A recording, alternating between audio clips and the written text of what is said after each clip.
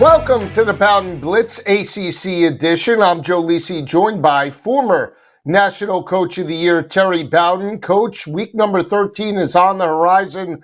Great top 25 battles in the conference this coming Saturday. We'll take a look at the updated odds entering this weekend. Georgia Tech in the top spot with Virginia. Virginia plus 175, fresh off their victory over Duke.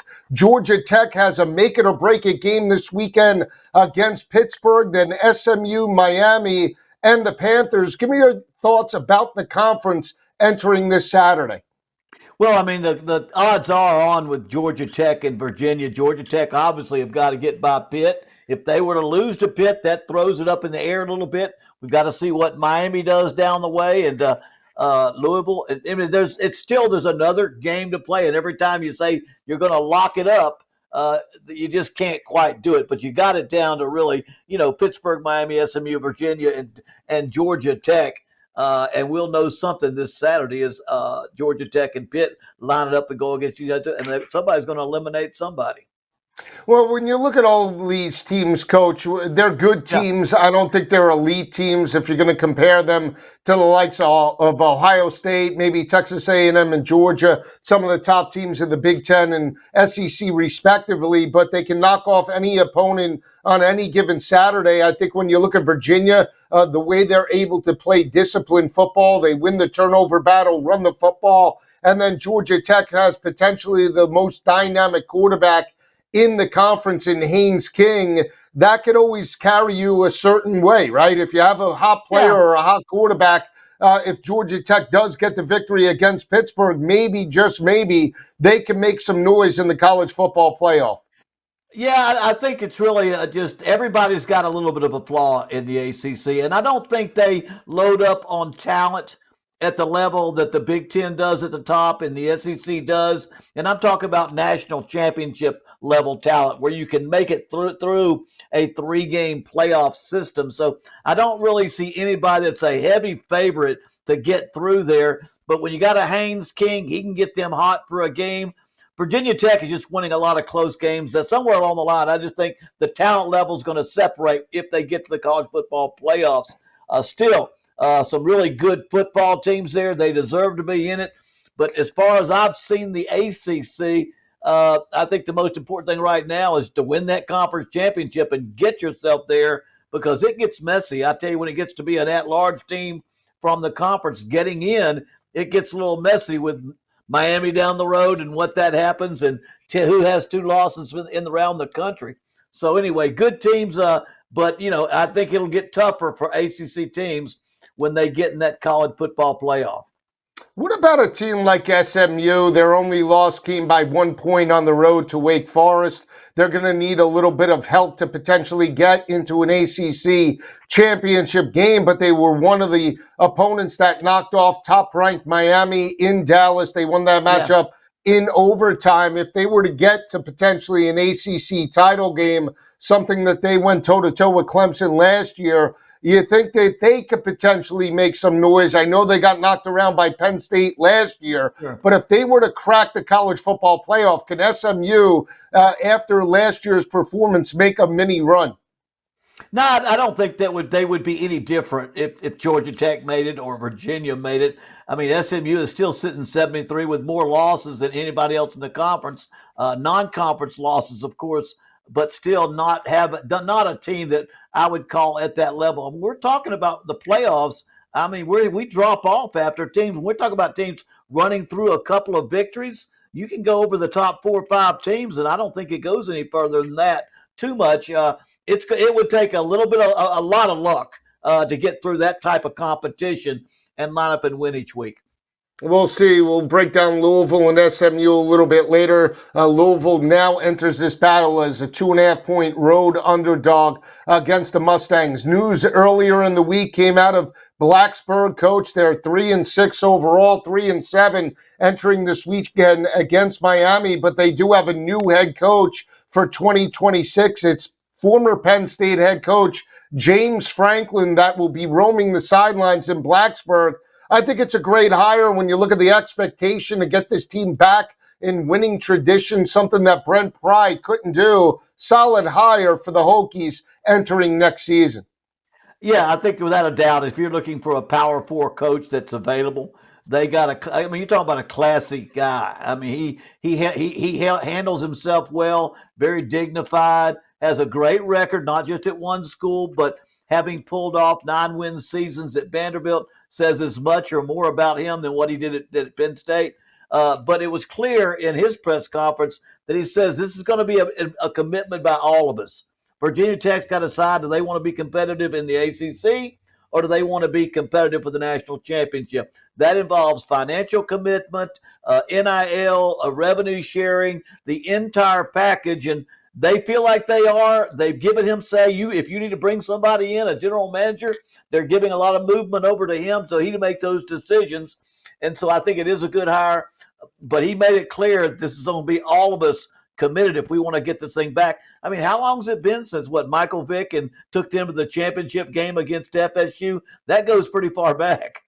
Yeah, 25 years, 1999 regular season. They squared off in 2000 when Mike Vick pushing your dad and Chris Wenke at the time, Florida State. That's and right. Peter Warwick got that victory. But it opens up the door now potentially for other openings, other possible ACC schools. We have talked about Jeff Brom. We had talked about some of the others. What does Florida State do now? The remaining 2 games with Mike Norvell. They're sort of under the radar now, right? Vatek getting the media hype and the headlines. Florida State right now has an opportunity to get back to a bowl game.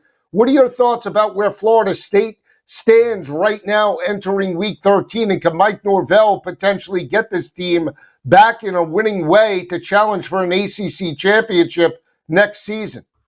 Yeah, he's got to get to this year. He needs to get a win this week because Florida is a tough one to beat in Gainesville. Any way you look at it, that's going to be tough. But he needs to get his 6th victory this weekend when he goes up to play this football game this week. That's what he's going to need. But you know what? He's gotten himself halfway back. I still think the verdict's out. Can he pull the whole thing together? Just when you start to have faith in Florida State and Mike Norvell, they go back and fall down again. So, again, he needs to get them to a bowl this year. This week becomes a critical football game for Florida State Seminoles. Now, in recruiting, where would you say the ACC is, whether it be Florida State, Virginia Tech, even the top teams like Miami and, let's say, Georgia Tech? Where are they just in recognition to like the Big Ten and SEC? Can they be an elite conference from top to bottom to elevate the whole conference, the 14 teams, including Cal and Stanford, to elevate them to potentially challenge the likes of the Big Ten and the SEC? I'm not sure the ACC is in parts of the country where all the teams are as passionate about college football as they are in the Deep South, where that's what they care about. You've got basketballs being very important, and there's just a lot of ways to have to spread your wealth. And so I think we've seen ACC teams want to compete against each other. But I haven't seen anybody in the ACC wanting to do what Indiana did, wanting to do what Ohio State does every year, or Alabama, or LSU. It's a financial commitment, and it's a big financial commitment. And I'm not sure I see anybody quite at that point where you see a ACC team beating all the SEC teams with the very top players in the country. That's what it's going to take. That's what Texas Tech did, and Texas Tech will be a good example of what people in the ACC would have to do. Joey McGuire and Texas Tech spent a lot of money in NIL. It started a few years ago. They've now expanded it, and that's why they're challenging for a Big 12 championship. When we come back, we'll dive into the Week 13 action right here on the Bowden Blitz. Keep it where it is.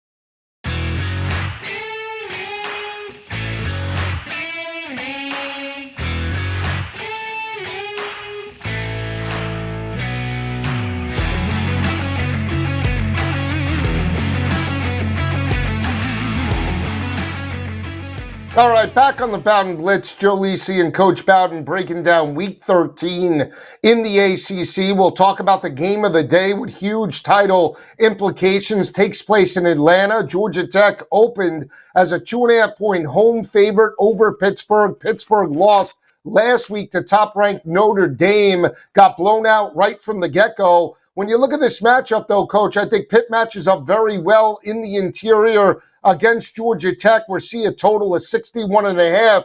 If Pitt's going to win this game, they're going to need to contain Georgia Tech quarterback Haynes King. I think they could do that. I'm calling for the slight upset on the road in Atlanta. Yeah, I can't jump off of Haynes King yet. You know me, I'm a quarterback guy, and I think you put the ball in his hands unless it's out of reach. He'll find a way to win the game at the end, but you're right about that. Georgia Tech has given up points. They haven't played very good defensively, plays a little bit into the hands of Pitt, who can throw that football. Pitt, on the other hand, they can stop the run. One of their things is they're very good up front. They're very good against the run. If it was any more than a 2.5-point difference in the line, I would be a little more reluctant, but right now it's almost a head-up game. Georgia Tech at home. Haynes King playing his last game as a senior on that home field means something. He has been the most inspirational player they have had in a long time, and I just can see that team hyped up, keyed up, and ready to go. Although Narduzzi says if we're going to win this game, we got to stop Haynes King. Yeah, we'll see exactly how that plays out. Now, to Georgia Tech's benefit, Coach, they are undefeated at home this year, 5-0 in Atlanta, in Bobby Dodd Stadium, and they went toe-to-toe with some of the best teams in the conference, knocked off Clemson earlier in the year by 3 points. I think the rushing attack is going to be critical for Georgia Tech to, in fact, pick up this victory. In the close win against Boston College, the offense still was able to move the football on the ground.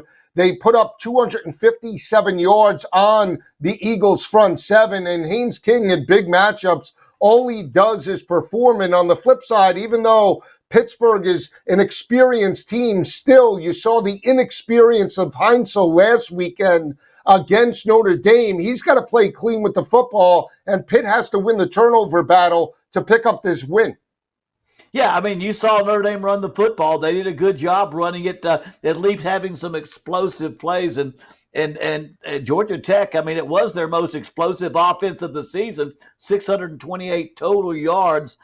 And when your quarterback runs the power read, he runs the fake the wide sweep and run it up the middle and mixes that in, the power counters that they run with their quarterback, it really adds to a running attack that's a little different than maybe a Notre Dame type attack because your quarterback is so involved, which gives you an extra blocker on running games. So there's no question when Coach Narduzzi of Pitt talks about stopping that quarterback, he's talking about stopping that running game.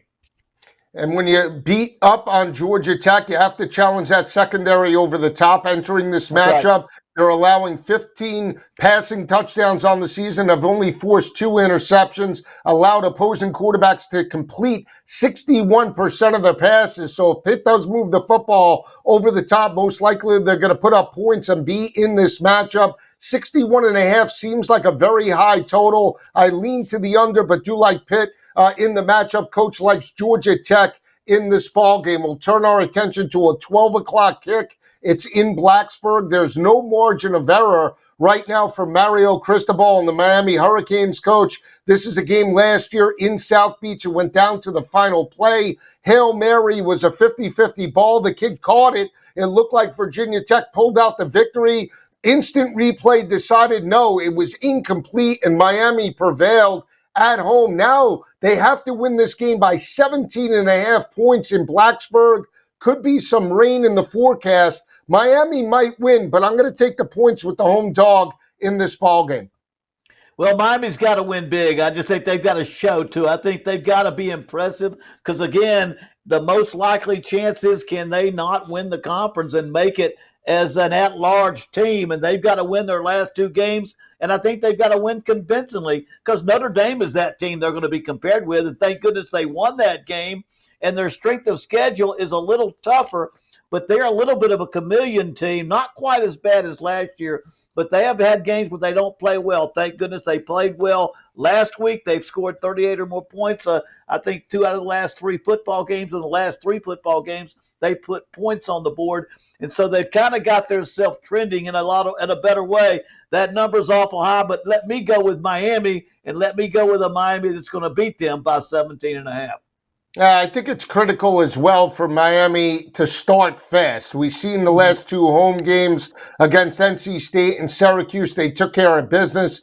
They pushed both of those teams into the fourth quarter. They should have covered against Syracuse. They did not cover that game by a half a point, won by 28, but took care of business against NC State. The 2 games that they lost to Louisville and SMU, coach, they fell behind early, looked like they were walking through the motions in the first half of that matchup.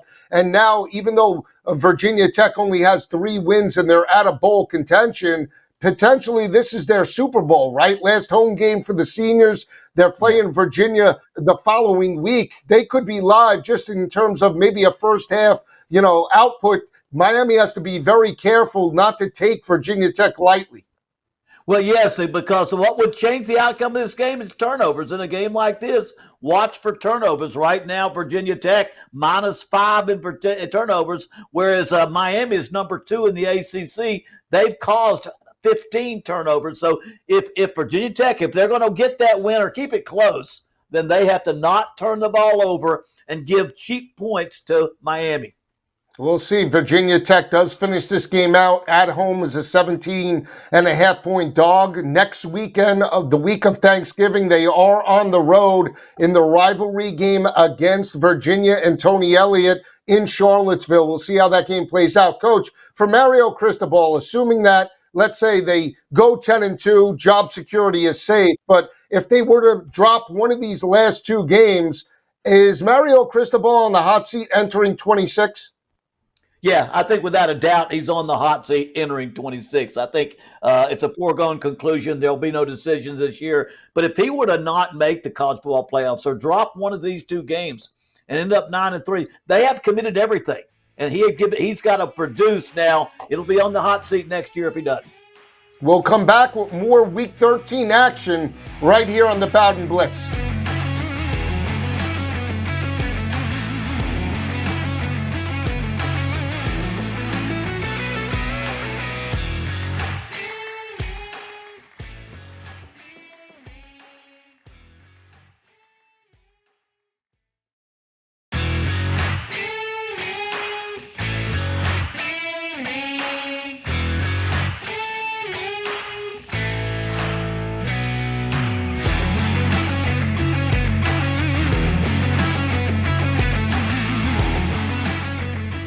All right, back on the Bowden Blitz, breaking down Week 13 action. We left off talking about the Miami Hurricanes with their game against Virginia Tech. We'll talk about the Syracuse Orange on the road against top-ranked Notre Dame. Coach, the Orange looking for answers, looking to close out at least this season in a positive way. They got the cover a couple of weeks ago against Miami.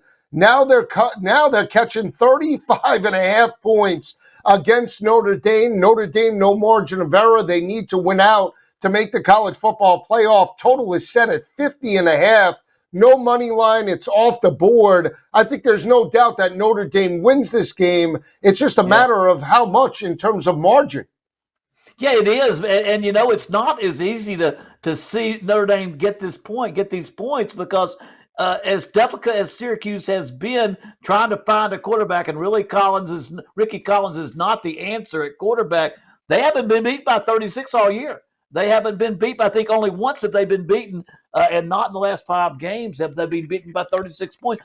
They play pretty good football. Their head coach is a heck of a coach. He's just got a terrible quarterback situation. He's had to make staffing adjustments. He can't score points. But if you go look at the scores of each game, he's kind of kept it a little less than 36 in these games. Notre Dame knows they need to score big. They need to look good because, one, like we said, they lost their head-to-head to Notre Dame. To Miami, and Miami has a bit of a tougher schedule, a better schedule. They don't play a team that I think want to have a winning record on their schedule left at Notre Dame.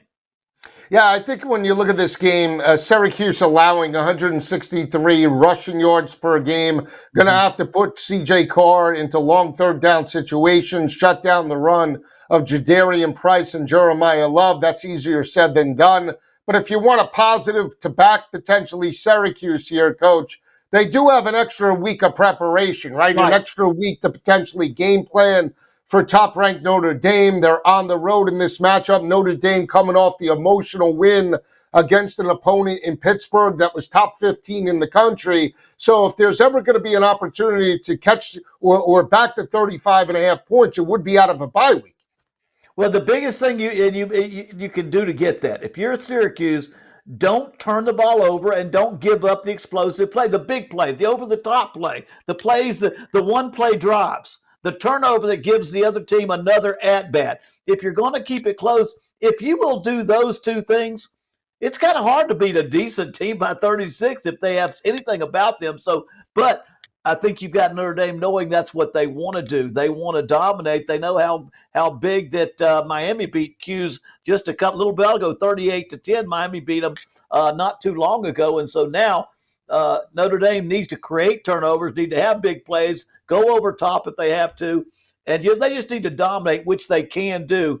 But I think still you're going to need a turnover here or there, or a big play, a 50-yard run, an over-the-top pass. Those are the kind of games that get these games out of hand.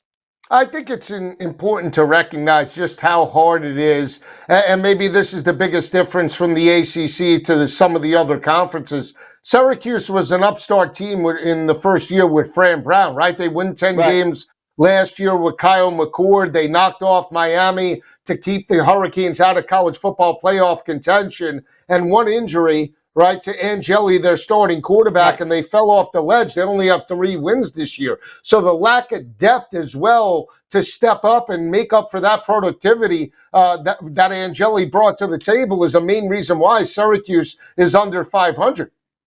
Well, and that's when we talked about the ACC building like Virginia Tech and other ACC schools.